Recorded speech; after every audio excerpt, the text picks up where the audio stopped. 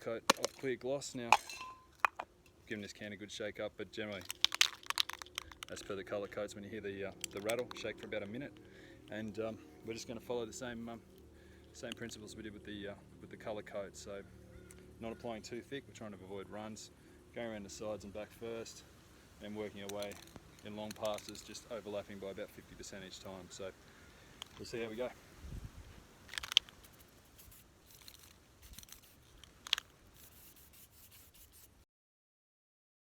Okay, so I've just had to change camera angles. It's a very hot day here today, and my phone was actually overheating in the heat. So that's another good reason to not hang your guitars outside. Obviously, we don't want to hang our guitars outside on windy days anyway, because a lot of dust can build up on the surface. But you also don't want the paint getting too hot. So what I'd recommend is hanging your guitar when you're finished in a cool, relatively dry area. Okay, so ready to do my second coat now, and same practice as before, except this time I'll be cleaning out the nozzle. I've got some hot water here. I'm just going to give the nozzle a quick dip in that, and then give it a quick spray just to clear out any build up around the nozzle. And we'll just apply the same approach as last time, only this time I'll probably apply it just a little bit thicker.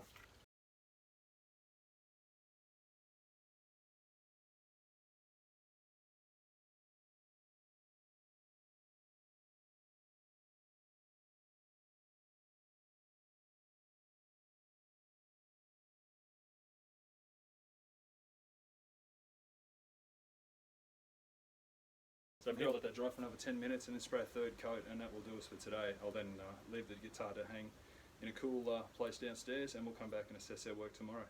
I'd say from there I'll probably scuff up the clear coat just a little bit more and repeat the process over the next 3 days. So what I'll be looking to do is get about 9 coats of clear on this guitar. So that's the method. That's what I'd recommend to do.